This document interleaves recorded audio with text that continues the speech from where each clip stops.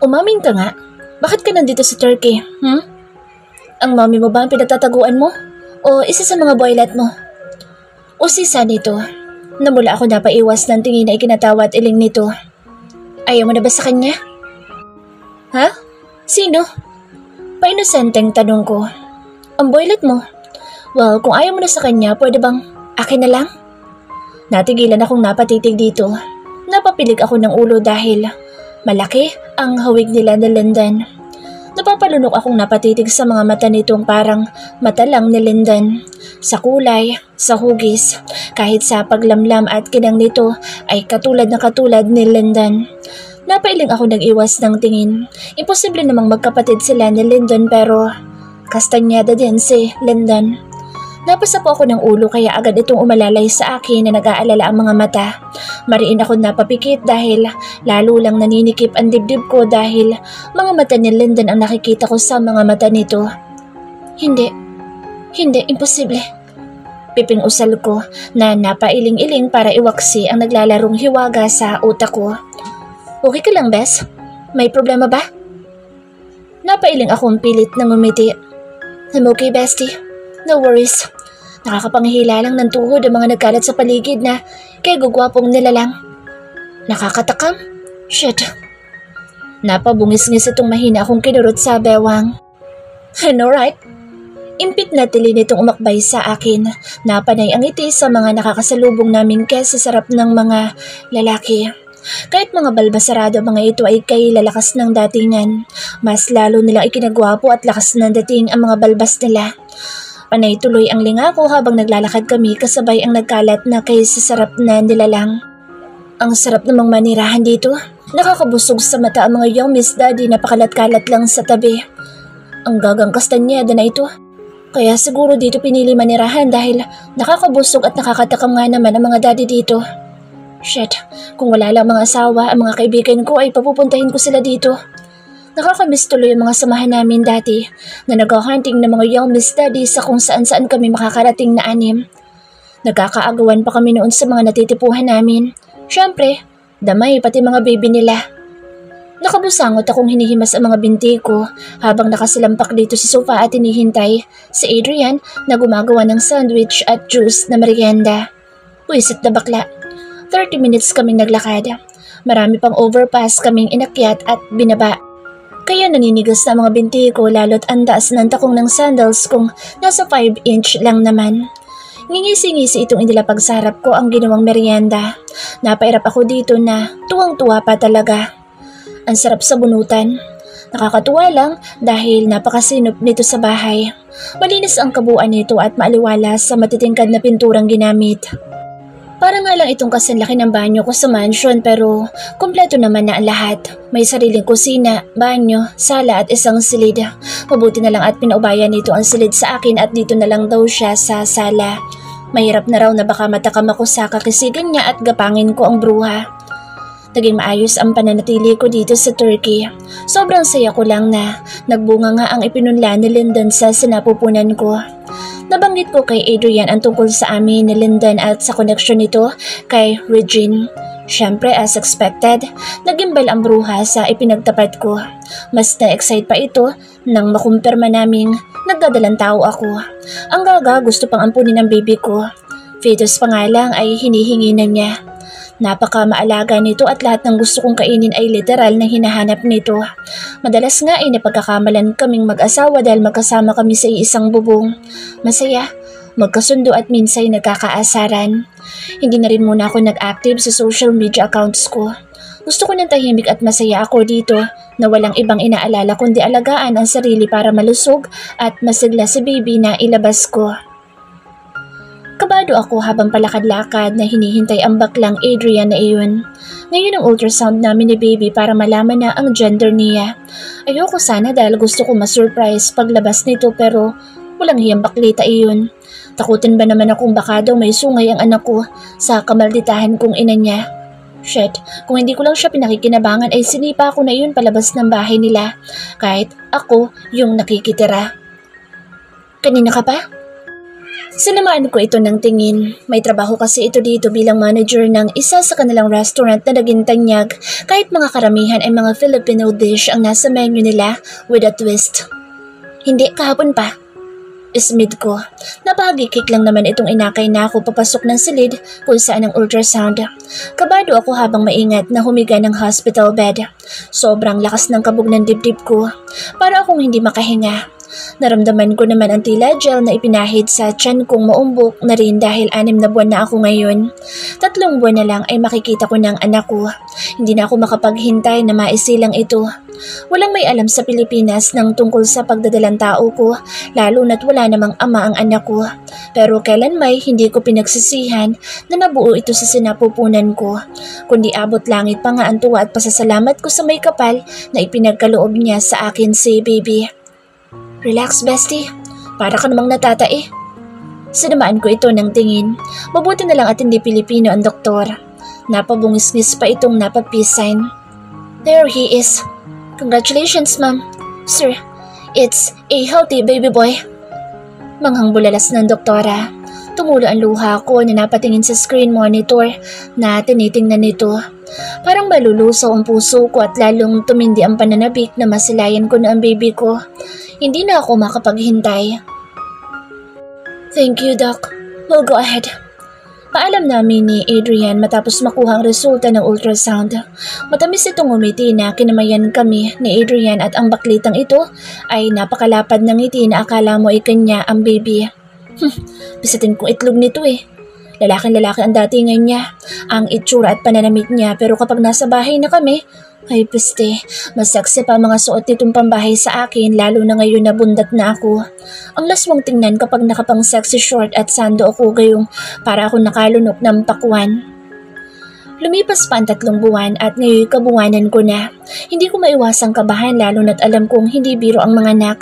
Mabuti na lang at napaka-supportive ni Adrian na nag-leave pa talaga ng trabaho para matutukan kami ni baby. Panay ang pagpapalakas nito ng loob ko na kayang-kaya ko ito para sa baby ko. Panay ang buga ko ng hangin bago muling iiri ng pagkahaba-haba para mailabas na si baby na mukhang nag-e-enjoy pahirapan ako. Pawis na ako, talagang nakakaubos ng lakas ang pag-iri ko ng mahahaba na halos papugto na ang hininga ko. One more, ma'am. Count 1 to 3 and push. Ani ng doktor sa paanan ko. Nakakahiya. Nakabuka ka ako sa harapan nito. Buti sana kung babae kaso lalaki at batang-bata pa. Ang guwapo. Nadidistract tuloy ang buwelo ko sa tuwing magtatama ang mga mata namin. Todo bigay ang pag-iri ko, kasabay ng tila may dumula sa puwerta ko. Napakagulhol akong nangihinang napatingin sa paanan ko nang sa wakas ay lumabas na si baby. Iniangat niya itong bahagyang pinalo na tila ginising. Lalo ako napakagulhol nang marinig ko na ang matiniis na pag-iyak nito. Dugo-dugo pa siya at karugtong ang pusod.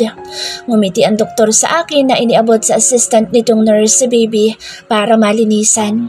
Nakamata lang ako kay baby na maingat nilang nililinisan. Panay pa rin ang iyak. Para akong nabunutan ng tinik na nasilayan na ito at narinig ang iyak nito. Kusang sumilay ang matamis kong ngiti kahit panay ang tulo ng luha ko. Congratulations, ma'am. You're so brave. Ani ng doktor na pinunasan ng wet towel ang mukha ko. Thank you, Doc, for helping me. Ngumiti lang ito. It's my duty, ma'am. Ani to. Ma'am, what is your baby's name? Malambing na tanong ng isa pang nurse na may hawak ng patient information. Napangiti akong napatingin muli kay baby na tumahad na at pilit minumulat ang namumugtupan niyang mga mata. Lander Crawford Castañeda. Lyndon's personal voice. 5 years later. Napapilig ako ng ulo nang makitang marami ang taong nakaaligid sa bahay. Kakaibang takot at kaba ang sumibol sa dibdib ko kaya dali-dali akong bumaba ng motor ko at patakbong nakipagsiksikan sa mga kapitbahay namin. Nangatog ang mga tuhod kong tumulo ang luha nang madatnan ko sa loob ng bahay namin ang amo ko na umiiyak na yakap ang katawan ng duguan at walang iba, kundi si nanay. Nay? Napaluhod akong kinabig ito mula kay tatay. Nanginginig ang kamay ko na napahaplos sa mukha nito na mariin na nakapikit. Nay! Napahagulhol akong niyakap ito ng mahigpit. Kahit pa puro dugo na siya, humahagulhol na rin si tatay na niyakap kaming mag-ina. Lyndon anak, may kaaway ka ba? Basag ang boses na tanong ni tatay habang nakamata kami kay nanay na inaasikaso ng mga kapwa ko pulis para sa investigation at pagpapa-autopsy sa katawan nitong puno ng saksak sa dibdib at ginilitan sa leeg. Napakuyom ako ng kamao na nagngingit-ngit ang mga ngipin. Wala akong matandaan. Bakit po tay? Napalingon ako dito nang may iabot na nakatuping papel. Napapalunok akong tinanggap iyon at parang pinagsakluban ng langit nang mabasa ang nakasulat. Taste my sweet revenge, baby. Get ready. I'm not yet done. You mess. A dangerous angel.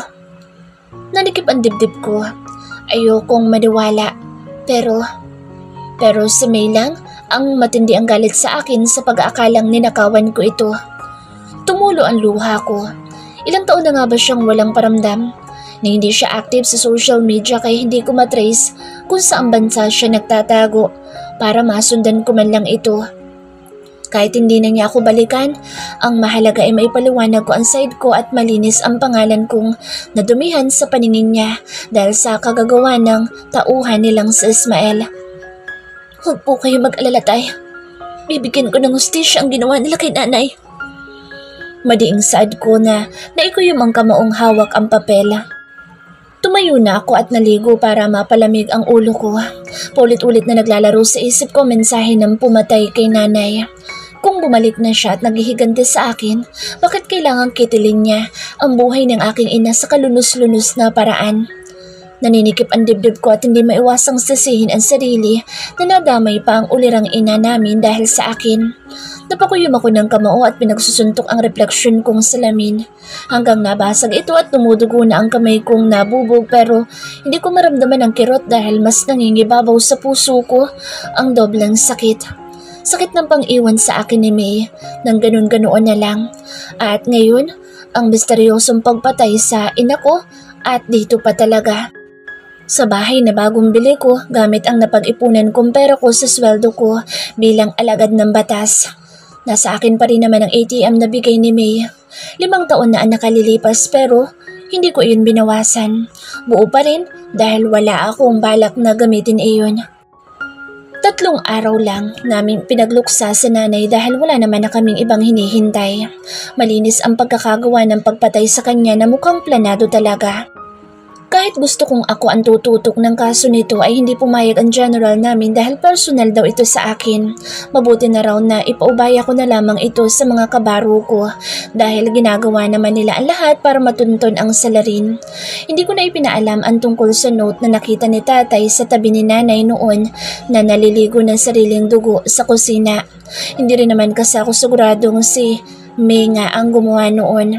Nagtatalo ang isip at puso ko sa 2 bagay na posibleng si May ang nagpapatay kay nanay para makapaghiganti sa akin pero mas nananaig sa puso ko ang paniniwala na ginagamit lang ito ng totoong killer at gusto kaming pagsabunging 2. Una ay sa pag-set up sa akin 5 taon na ang nakalilipas kaya kami tuluyang nagkasira at ngayon naman ay ito. Ang pinatay nila ang inosente, matandang babae at walang kalaban-laban kong ina. Hindi ako makapapayag na hindi makamtan ni nanay ang hustisya na nararapat sa kanya. Hindi ako makapapayag. Mahigpit kong yakap ang picture frame ni nanay habang nakamata lang dito na unti-unti na nilang ibinababa sa magiging himlayan nito. Hanggang sa isa-isa nang nag-alisa ng mga bisita at kami na lang ng pamilya ko ang natira. Nanatili akong nakatayo sa puntod nitong kasalukuyang ginagawa ang lapida. Kuya, alis na tayo. Untag ng bunso naming si Aloha na nakayakap sa braso ko. Mauna na kayo. Dito na muna ako. Matamlay kong sagot. Napahinga ang mga ito ng malalim na isa-isa akong niyakap bago umalis na ng cemetery pauwi ng bahay.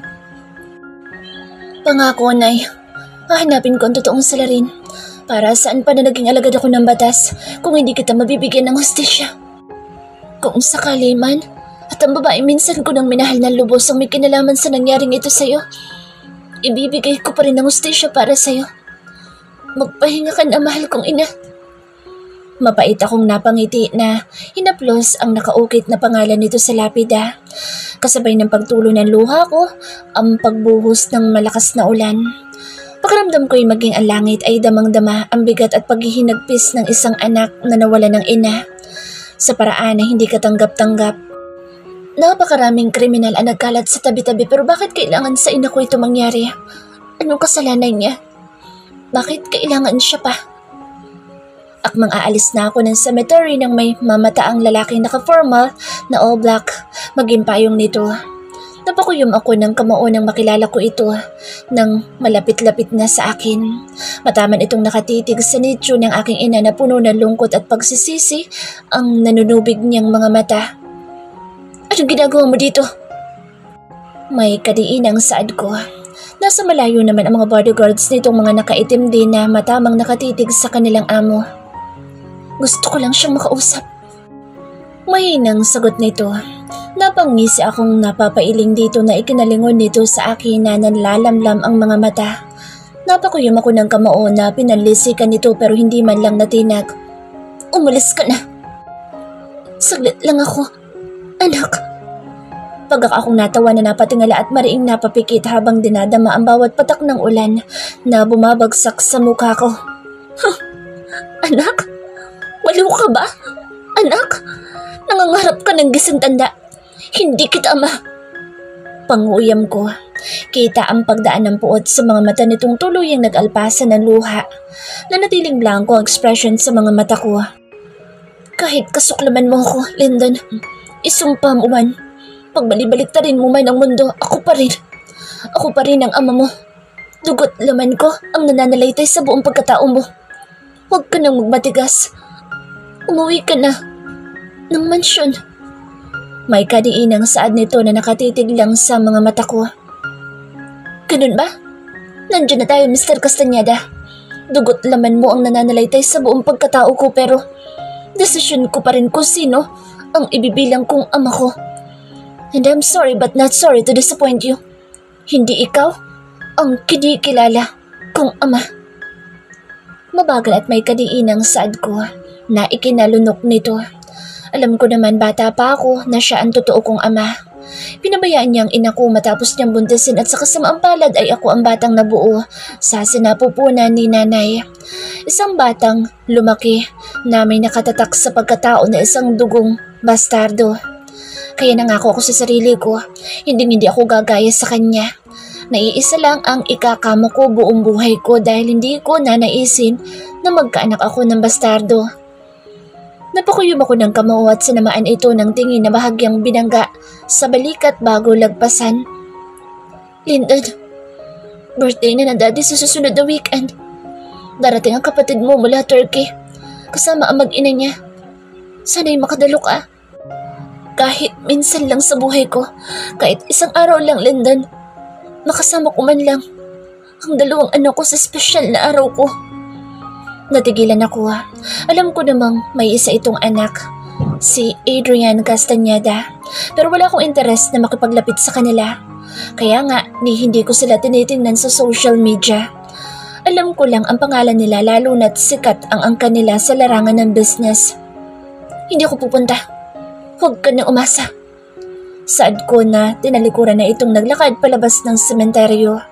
Natigilan ako nang biglang kumabog ng kakaiba ang dibdib ko. Bigla ako nakaramdam ng curiosity sa itsura ng nakababatang kapatid ko at sa mag-ina nito. Anong meron? Bakit pakiramdam ko? Dapat ko nang makilala ang kapatid ko sa ama.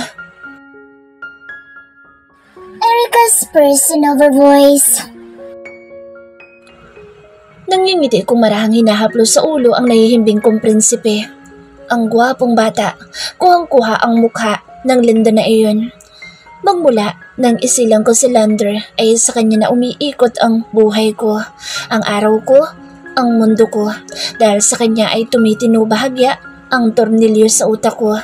Pagdating sa mga lalaki, bigla na lamang nawalan ako ng interes kaya ultimo makipag-blind date ay hindi ko na pinapatulan. 5 taon na kami dito sa Turkey na Lander at ni minsan ay hindi kami bumalik ng bansa. Natatakot ako bigla. Natatakot na mag-cruise ang landas namin ni Lyndon at kunin niya ang anak ko. Ayoko may kahati ako sa atensyon ng anak ko kaya wala akong planong ipakilala sa kanya ang bata. Asa siya. Ako ang nagdala dito. Ako ang naglihi. Nagbuntis. Higit sa lahat ako ang nagsilang sa kanya. Nagpakasarap lang ang ginawa ng ama niya kaya wala siyang karapatan na makipag-agawan sa anak ko. Akin lang ang anak ko. Anakan niya ang Virginia. Kahit dosena pa'y wala akong pakialam. Lumabas na muna ako ng silid. Bigla akong nauhaw nang sumagi sa Lyndon sa isip ko. Naabutan ko naman si Adrian na umiinom ng alak dito sa kusina. Nangunot-no ako. Hindi kasi ang tipo ni Adrian ang umiinom ng walang dahilan. Kaya pati ang pag-iinom at paninigarilyo na bisyo ko dati ay nalimot ko na. Ay, sana all nakakalimutan. Kaso hindi eh. Ang Lyndon na iyon ayaw umalis ng puso ko. Hanggat wala pa raw siyang kapalit kaya hanggang ngayon ay nakatambay pa rin siya sa puso ko. Pranteng nakaupo, pakape-kape ang piste. May problema ba, Basti? Tumingala ito at pilit na ngumiti. Saka ko lang napansin na namumugto na ang mga mata nito. Nag-aalala naman akong naupo katabi ito na hinagod sa braso. Tumulo ang luha nito na nakamata sa boteng kaharap. May kapatid pala ako, Bes. Natigilan ako. Biglang bumilis ang tibok ng puso ko. Napaabot ako ng tubig na sunod-sunod kong nilagok. What do you mean, Basti? Malumanay kong tanong nang mas kumalma ang pagkabog ng dibdib ko. Napahilamos ito ng palad sa mukha. May kuya pala ako. Bastardo ni Daddy. Nakakatuwa nga eh. Hiling ni Daddy na umuwi tayo next week sa Pilipinas para sa kaarawan nito at gustong ipakilala ang kuya ko sa akin. Mapait itong napangiti na may bahid ng lungkot at galit sa mga mata. Napahinga ako ng malalim at hinawakan nito sa kamay. Napaangat ito ng tingin sa akin. Masaya akong malaman na may kapatid pala ako. Kahit paano'y nakahinga ako ng maluwag at nagkaroon ng lakas na loob na magtapat ng totoong ako sa kanila. Pero may galit pa rin ako kay Daddy. Dahil pinabayaan niya maghirap ang isa niyang anak. Gusto ko siyang makilala, Bes. Buhay ko'y pinangarap kong magkaroon ng kapatid pero hindi nila naipagkaloob sa akin. Anito na napakalungkot ng tono at mga mata. Napahinga ako ng malalim at hinawakan ito sa kamay. Then umuwi tayo. Pagkatapos babalik ulit tayo nila Lander dito. Ngumiti ako na mas pinasigla ang boses kahit kabado ako sa mga maaaring mangyari kapag umuwi na ako. Sigurado ka? Alam mo na mga akala nila Daddy ay mag-ina ko kayo. Ni Lander. Anito sa nag-aalalang tono. Ang ligalig kasi ng baklitang ito. Panay ang post ng picture nila ni Lander at dahil malaki ang hawig nila, ay iniisip ng lahat na mag-ama sila. It's okay, Basti. Kumpara naman sa 5 taon mong pangangalaga at pagpapalamon sa aming mag-ina dito. Napangiti itong bahagyang umaliwalas na ang mukha. Kumikinang na rin ang kanina'y napakalamlam niyang mga mata. Okay, settled na ha? Uwi tayo sa weekend. Tumango akong ngumiti na tinapik na ito ng balikat bago uminom ng tubig at iniwan na ito. Pabaling-baling ako ng higa dito sa kama namin ng anak ko. Hindi ko makuha ang antok ko kahit anong posisyon ang gawin ko. Patagilid, patihaya, paluhod, patuwad at padapa. Ay wala pa rin. Inaatake na naman ako ng insomnia. Napasabunot ako ng ulo at mabigat ang katawan na bumangon ng kama. Napasandal ako ng headboard at wala sa sariling nadampot ko ang cellphone. Parang may sariling utak ang kamay ko na nagtipa dito at nagbukas ng account ko. Napapailing na lamang ako na kay raming tag sa akin ni Adrian na picture lang naman nila ng anak ko. Ang baklitang yun, film namang inaangkin ng anak ko. Kaya akala na magulang niya anak namin sa Lander lalo na't alam nilang dati kami magkasintahan noon. Ay, ang bruhang yun. Napalunok ako ng aksidenteng madako sa isang post na nakatag din sa akin 5 taon na ang nakalipas at mula kay Lyndon. Sunod-sunod akong napalunok na iklinik ang account nito. Napapikit ako at makailang beses na napabugan ng hangin para kalmahin ang puso kung nagwawala na naman sa ribcage nito. Napapalunok akong nginangat-ngat ang kuko ng hintuturo ko habang hinihintay na mag-play ang upload nitong video. Lalong nanikip ang dibdib ko na makilalang kuha ang video sa Rest House sa Coron, Palawan. Lalong nanikip ang dibdib ko nang maalala ang mga ganap ng gabing iyon. Ang huling gabi naming dalawa na magkasama. Para sa babaeng mahal ko, minamahal ko at pakamamahalin ko pa lalo. Para sa iyo ang awitin kong ito. Paninimula nito. Napangiti pa ito sa camera na nagniningning ang mga mata. Kahit gusto ko nang kanselahin ang video ay para namang walang kaplano-plano ang mga daliri ko na gumalaw para i-back sa home nito ang video. Mahal ko, pasensya ka na kung naduduwag ako magsabi kung gaano kita kagusto at kamahal. Believe me, gustong-gusto kong isatinig lagi ang pag-ibig ko sa iyo pero sadyang natutorpe ako kapag kaharap na kita. Sana sa awiting ito makuha mo kung gaano kita kamahal. My lady baby boss. Tumulo ang luha ko. Kung ganoon para sa akin ang ginawa niyang video noon. Pero umalis ako sa pag-aakalang si Regine ang binabanggit niya. Dahil pinangunahan ako ng inis at galit kaya hindi ko na pinatapos ang iba pang sasabihin niya. Napapikit ako na magsimula na itong mag-strum ng acoustic guitar dito. Sumilay ang matabang ngiti sa mga labi ko habang inaalala ang nakaraan namin. Mula sa una naming pagkikita hanggang sa naging puppet slaves ko siya. Napatikom ako ng bibig at hindi mapigilang mapahagulhol. Ni minsan hindi niya sinabi ang mga katagang gusto kong marinig mula sa kanya. Na gusto rin niya ako, na mahal niya rin ako. Kaya siguro ganoon kadali sa akin noon na iwanan siya at nagpaubaya sa pag-aakalang hindi ako ang mahal niya.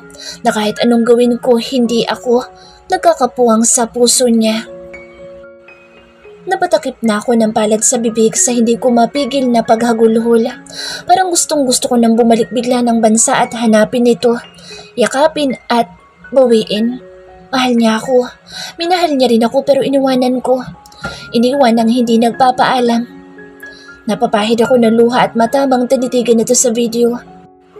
Pasensya ka na kung dito ko idadaan ng mga katagang gustong-gusto kong sabihin sa iyo, baby. Hi. I'm Lyndon Lopez Castañeda. A simple and ordinary guy who loves you that much, Miss Erica May Crawford. Gustong-gusto po kita, my young lady boss. Hindi ako mayaman, hindi rin professional sa ngayon. Wala akong pera, wala akong diploma na may papakita sa'yo. Pero alam mo kung anong nakatatak dito sa isip at puso ko. Kaya malakas ang loob kong mahalin na isang katulad mo. Dahil mahal kita, hindi dahil mayaman ka, hindi dahil sikat ka. Maraming katangian mo ang hindi nakikita ng publiko. Mga katangiang lihim kong nagustuhan at minahal sa'yo. Mahal kita. Mahal na mahal po kita, Miss Erica May Crawford. My boss, my baby, my girl, and hope to be my forever. Napalabi akong nakangiti dito na nag-flying kiss pa sa camera bago nito iyon pinatay. Napahalungkat ako sa mga latest post nito. Lihim akong nagdidiwang na makitang single pa rin ang status nito. Napatitig ako sa mga post nito. May mga post itong kuha sa beach. Nakaupo ito sa buhangin na nakamata sa dagat. Meron ding nasa kasagsagan nito ng malakas na ulan na nakadipa at nakapikit na nakatingalang tila ina-enjoy ang pagpatak ng ulan sa kanya. Ang iba ay pagkain tulad ng niluto nito noon sa akin na chicken inasal at beef batchoy. Napangiti ako nang mabasa ang caption nito sa larawan ng inasal na tanghalian nito. Para kang inasal. Mabango, nakakatakam pero hindi kasarapan. Naalala ko sinabi ko sa kanya yun noon dahil naiinis ako sa kanya. Napapailing na lamang akong nangingiti at hindi mapigilang tamaan sa caption nito sa batchoy na ulam nito. Para kang sabaw. Iniwanan lang saglit. Agad namang lumamig. Napahaplos ako sa solo picture nito na naka-uniform na pang pulis. Kung ganoon, isa na siyang alagad ng batas ngayon. Mas lalo yata siyang gumugwapo na nag-mature ang itsura. Kaya lang napakalamig na akong tumingin ng mga mata nitong walang kaemo-emosyon. Hindi tulad noon na nangingislap at napaka-inosente kung makipagtitigan. Tipong ang dali mong mabasa ang nararamdaman niya dahil sa mga mata niyang napaka-inosente. Lyndon, miss na kita, baby. Matutuwa ka kaya kung malaman mong may lander ka na? Para ako nabuhusan ng malamig na tubig na makitang naka-active ito at aksidenteng nasagi ng daliri ko ang like button. Akmang kakanselahin ko ang react ko sa profile nito na wag mention ito sa comment section ng pangalan ko. Wow, buhay ka pa pala, madam. Akala ko kasi sa ibang planeta ka na naninirahan. So, you're stalking my post? Huh? Panay ang buga ko ng hangin habang nasa loob ng restroom dito sa mansyon ng mga Kastanyada. Marami-rami na ring bisita ang nagsidatingan kaya lalo kong kinakabahan dahil baka may makakilala sa akin lalo na't kasama namin si Lander. Bes, napalingon ako sa pinto nang kumatok na si Adrian. Sa tagal ko dito sa loob, mabilis akong nagpahid ng lipstick ko at inayos ang pagkakalugay ng mahabang buhok ko na itim at unat na inilugay ko lang. Napangiti akong muling sinipat ng tingin ang kabuuan ko mula sa evening tubeless gown kong kulay itim. Napakataas ng slit nito. Kaya naman, lumilitaw ang hita ko sa tuwing naglalakad ako.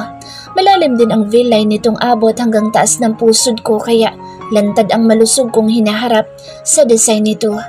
Sinuklay ko ng mga daliri ang mahabang buhok ko bago napahinga ng malalim at nagtungo ng pinto. Heto na po, sagot ko sa muling pagkatok nito. Pagpihit ko ay nag-aalalang mukha nito ang bumungad sa akin. Salubong ang kilay na namumutla. Okay ka lang? Untag ko para na kasi itong natuod sa harapan ko. Natatawa kong pinitik ito sa noo na ikinabalik ng ularat nito na napakurap-kurap sa akin. Des. Oh, nandyan lang pala kayo, iho. Iya. Tara na. Nandyan na isang anak ko. Kasama ang girlfriend nito. Sabat ni Tito na may malapad na ngiti sa mga labi.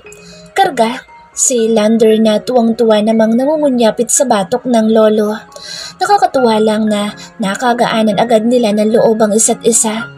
Napag-usapan din namin ni Adrian na pagkatapos ng party ay sasamahan ko siyang magtapat ng totoong siya sa mga magulang nito at maging sa anak ko. Pilit kaming ngumiti at hinayaan itong yumapos sa bewang ko.